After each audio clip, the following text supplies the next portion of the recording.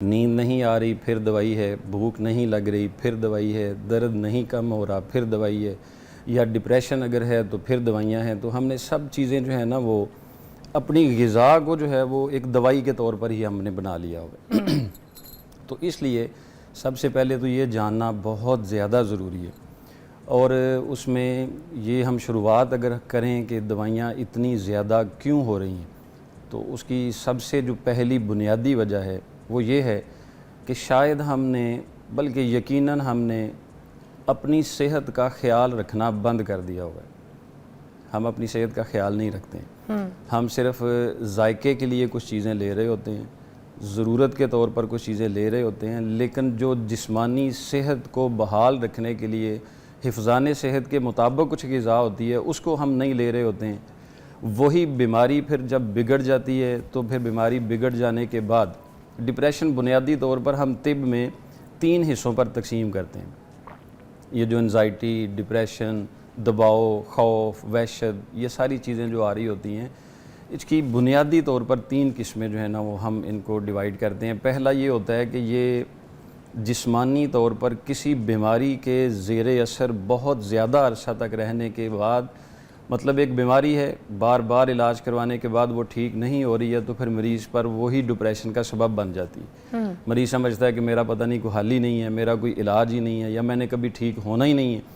तो फिर वो इस तरह का जो है वो बोझ बर्दाश्त नहीं कर पाता, दिमागी असाब पर बोझ आ जाता है। मैं सिर्फ अदबन आम जो लोग हैं वो डिप्रेशन का इतनी बुरी तरीके से आपको पता शिकार हो चुके हैं जी कि अब तो वो गोलियों के बगैर सो ही नहीं सकते, ठीक है ना। ऐसी ऐसी गोलियां वो बाहर से महंगी महंगी मंगवाएंगे, खर्चा करेंगे, मगर नींद की गोली के बगैर उनको आराम नहीं आता। तो हमारे पास अब ये कोई ऐसी हल है, कोई ऐसी सिचुएशन है जिसमें अपने डिप्रेशन को दूर करके नींद को ज़रा हम ले सके अपनी बॉडी के साथ? नींद लाने के लिए हमने शायद पहले भी किसी प्रोग्राम में कुछ चीज़ डिस्कस की थी कि नींद लाने के लिए कौन कौन सी चीज़ें जो हैं वो हम इस्तेमाल कर सकते हैं तो नींद अच्छी तरीके के साथ आ सकती है।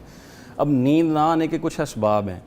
मसलन मैदे की ख़राबी से नींद आ रही है तो फिर मैदे का इलाज करना जो है वो ज़रूरी है। तो आम इंसान को कैसे पता चलेगा ये? जी, तो ये तो मरीज़ को मुआलिज बताएगा ना कि अगर आपको कब्ज़ मुसलसल है तो उसका हल करें, अगर आपको एसिडिटी मुसलसल है तो उसका हल किया जाए, अगर आपको जकड़न मुसलसल है तो उसका हल किया जाए, या अगर आप किसी नशा व अद्वियात में मुब्तला हैं तो उसका हल किया जाए। अगर उसका हल नहीं किया जाएगा और सिर्फ यही समझा जाएगा कि नींद क्यों नहीं आ रही है तो हमने नींद की गोलियां लेनी है, तो फिर वो एक आर्जी तौर पर तो उसको कोई ना कोई चीज़, जैसे एक नशे को छुड़वाने के लिए दूसरा नशा लगा दिया जाता है, तो वो फिर मसला हल नहीं होता है।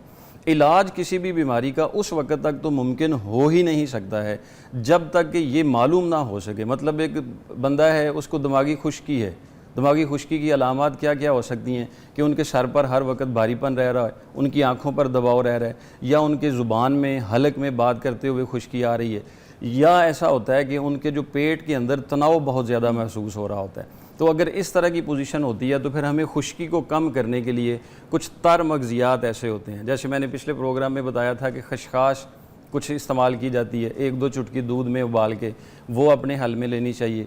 जो फल, मौसमी फल होते हैं, जो हर आने वाला मौसम है उसके जो फल होते हैं वो हमें अपने इस्तेमाल में रखने चाहिए।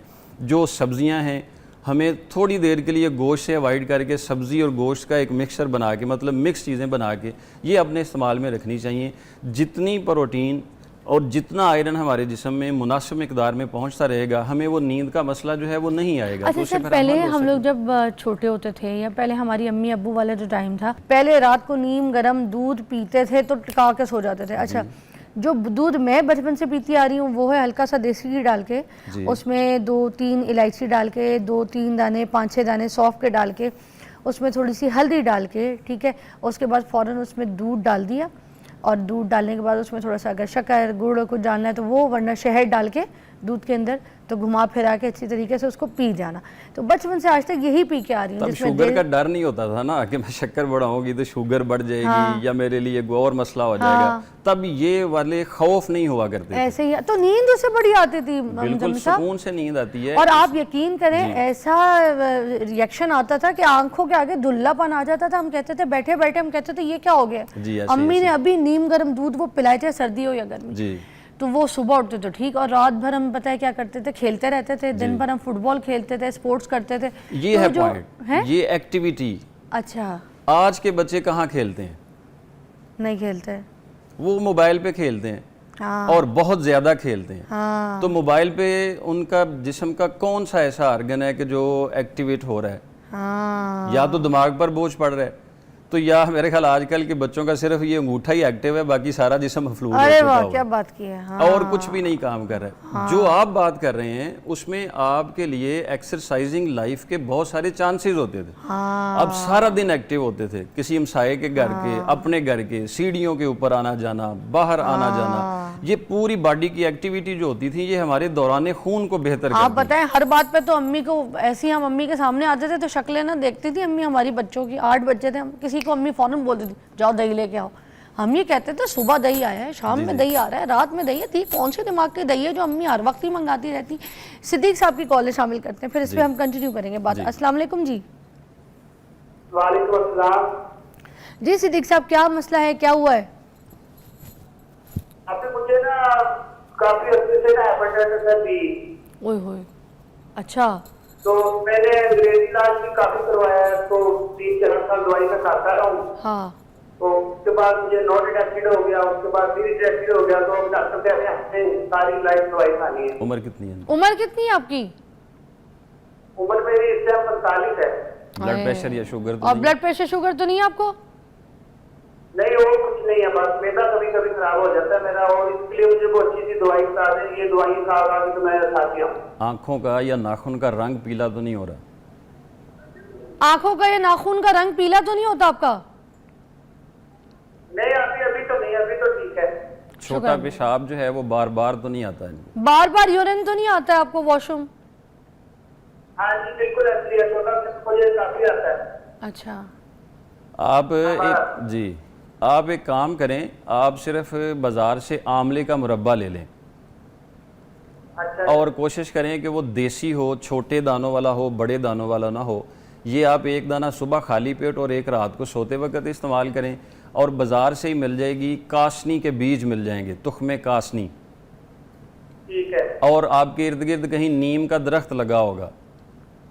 नीम का दरख्त है। हाँ जी, वो अभी तो ढूंढना पड़ता है, पहले तो ये बहुत आम होता था।